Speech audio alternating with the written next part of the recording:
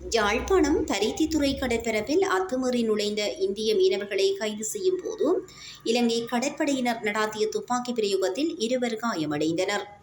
காயமடைந்த இருவரும் இன்று அதிகாலை யாழ்ப்பாணம் போதனா வைத்தியசாலையில் சிகிச்சைக்காக அனுமதிக்கப்பட்டுள்ளனர். பருத்தித்துறை கடற்பரப்பில் 13 இந்திய மீனவர்களுடன் படகொன்று அத்துமீறி நுழைந்து மீன்பிடியில் ஈடுபட்டது. இந்திய மீனவர்களின் படகில் ஏறி அவர்களை கைது செய்ய கடற்படை வீரர் முயற்சித்தார். இதன்போது கடற்படை வீரரை ஏற்றிக்கொண்டு மீனவர்களின் படகு தப்பிச் செல்ல முற்பட்டுள்ளது. இதனை அடுத்து ரோந்து படகில் சென்ற இலங்கை கடற்படையினர் நடாத்திய துப்பாக்கி பிரயோகத்தில் இந்திய மீனவர்கள் இருவர் காயமடைந்தனர். கைதான இந்திய மீனவர்களை கடல் தொழில் நீரியல் வள திணைக்களம் பொறுப்பேற்க மறுத்துள்ள நிலையில் பருத்தித்துறை போலீசாரிடம் இந்திய மீனவர்கள் ஒப்படைக்கப்பட்டனர். காயமடைந்த இந்திய மீனவர்களை யாழ்ப்பாணம் இந்திய துணை தூதுவர் சாய் முரளி பார்வையிட்டுள்ளார்.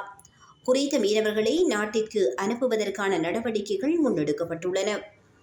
இந்நிலையில் காயமடைந்த நிலையில் யாழ் போதனா வைத்தியசாலையில் அனுமதிக்கப்பட்டுள்ள இந்திய மீனவர்கள் இருவரையும் தேசிய மக்கள் சக்தி நாடாளுமன்ற உறுப்பினர்கள் நேரில் சென்று பார்வையிட்டனர். கருணைநாதன் இளங்குவரன் மற்றும் ஜெயானந்தமூர்த்தி ரஜீவன் ஆகியோர் தனித்தனியாக வைத்தியசாலைக்கு சென்று மீனவர்களை பார்வையிட்டவை குறிப்பிடத்தக்கதாகும். எல்லை தாண்டி வந்திருந்தனர்.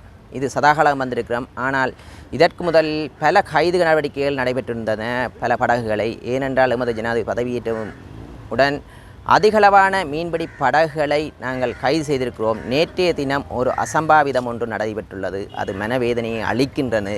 ஏனென்ற வகையில் அவர்களுக்கு மனவேதனையை ஏன் அளிக்கின்றது என்றால் எமது கடற்படையினரும் அவர்களும் பிழைவிடவில்லை.